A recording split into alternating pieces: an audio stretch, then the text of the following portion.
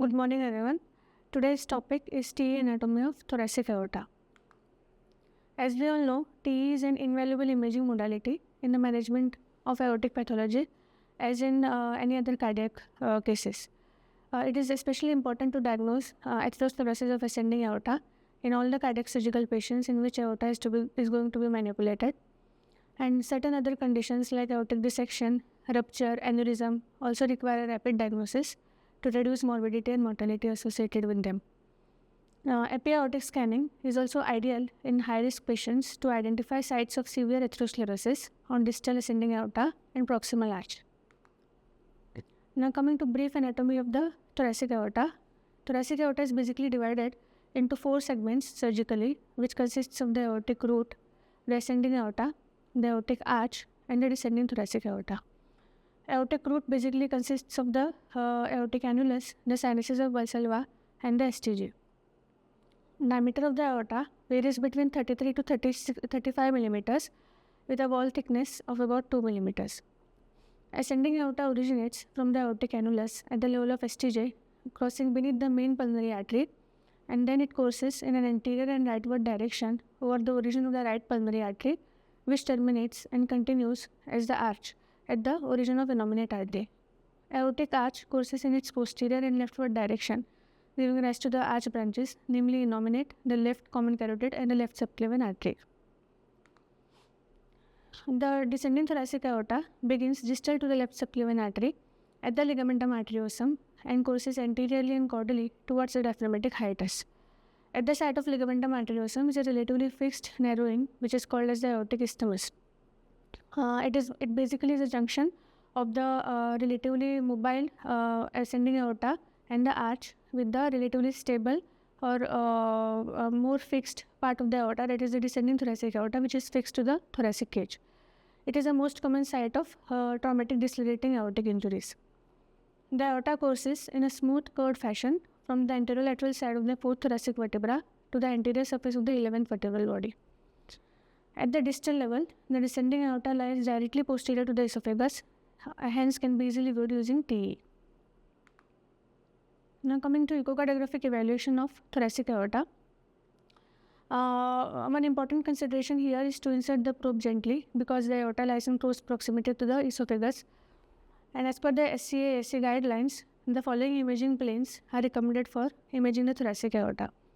That is the mid-esophageal aortic wall long axis and short axis views, the mid-esophageal ascending aorta short axis view and long axis view, the upper esophageal aortic arch long axis and short axis views, and descending aorta short axis and long axis views. Now we will see each of these views one by one.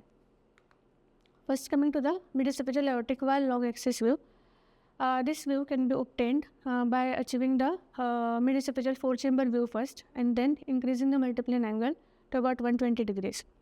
This view is ideal for measuring all the aortic diameters, namely the annulus, the sinuses, and the Aorta-Cce. However, one should be careful about the blind spot of the aorta, which cannot be viewed easily on TE. It is basically the distal ascending aorta and proximal arch, which cannot be viewed because of the interposition of the trachea and the left brainstem bronchus.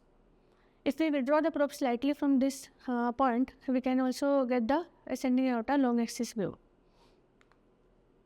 This is the mid-esophageal aortic wall short axis view, showing all the 3 aortic wall cusps and Mercedes-Benz sign. The one above, which lies close to the interatrial septum, is the non-coronary cusp. The one below, towards the RV side, is the right coronary cusp, and the one towards the LA side is the left coronary cusp. If we withdraw the probe from the mid-esophageal 5-chamber view, keeping aorta in the center, we get this mid-esophageal ascending aorta short axis view, in which we can see the ascending aorta in its cross section and the main pulmonary artery dividing into the RPA and the LPA. If we increase the multiplane angle here to about 90 degrees, we get the ascending aorta long axis view. This view is important for diagnosing any atheromas or any plaques in the aorta, as well as to identify any dissection flap originating in this area. Now coming to the arch views, if we withdraw the probe from the mid-esophageal 5-chamber view slowly till the ascending aorta, and then later we get the arch view. First at 0 degrees we get the upper esophageal aortic arch, long axis view. And if we increase the multiplane angle here to about 90 degrees, we get the upper esophageal aortic arch, short axis view with the origin of the left subclavian artery. This view is especially important for confirming the proper placement of IBP, so as to confirm that the IBP tip or the balloon does not impinge on the origin of the left subclavian artery. Now coming to the DTA views. This DTA can be visualized by obtaining the 4-chamber view first and then turning the probe to the left till the aorta can be visualized.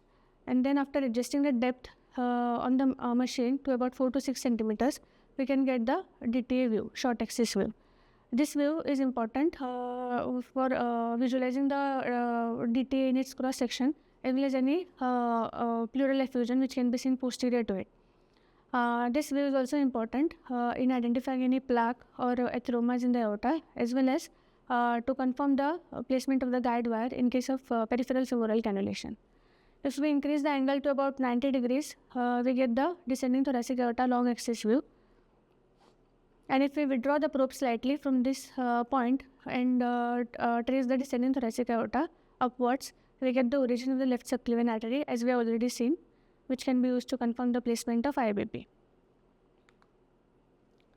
Now coming to the A view, as we have already seen, the distal ascending aorta and proximal arch cannot be properly visualized because of the air-filled trachea. This view was developed. In this view, a saline-filled balloon catheter is passed through the endotracheal tube to be positioned in the distal trachea and the proximal left main stem bronchus. So this obliterates the air-filled tracheal space, and then visualization of the ascending aorta, distal ascending aorta and the arch is possible. Now coming to few diseases, aortic diseases like atherosclerosis. Atherosclerosis of the ascending aorta and aortic arch is an important predictor of stroke after cardiac surgery, which is seen in about 1 to 6% of the cardiac surgical patients. TE should be used to identify aortic atherosclerosis before any anticipated surgical manipulation. If we identify any plaque or atheromas by using TE, then it might alter the surgical procedure, such as adopting any femoral arterial cannulation instead of central, or altering the site of aortic cross clamp placement, or changing the type of cannulae which are used for extracorporeal circulation, or avoiding antegrade cardioplegia, or opting for an off-pump surgery, or using fibrillatory or hypothermic circulatory arrest, or altering the site of grass stenostomosis. Now coming to grading of the aortic atheromas, this is also called as CATS classification. Grade 1 is intimal thickness of less than 2 mm, which is normal. Grade 2 is mild intimal thickening of 2 to 3 mm. Grade 3 is an atheroma measuring about 3 to 5 mm. Grade 4 is atheroma more than 4 to 6 mm, but no mobile components. And grade 5 is grade 2, 3 or 4 with either mobile or ulcerated components. TE is also very much helpful in identifying conditions like aortic dissection and aortic aneurysms for correct planning of the surgical technique. It is a valuable imaging modality to locate the intimal tear site, which is of extreme importance to determine the type of dissection and the success of surgical repair. TE also plays an important role in identification of the true and false lumen. True lumen expands during systole and is compressed during diastole. It also exhibits a forward systolic flow pattern, and it is usually smaller than the false lumen. And it has a less echogenic thin layer as compared to the false lumen, which has bright echogenic layer, maybe because of a thrombus. M mode can also be used to identify the true and false lumens. So this is about the TE anatomy of thoracic aorta. Thank you.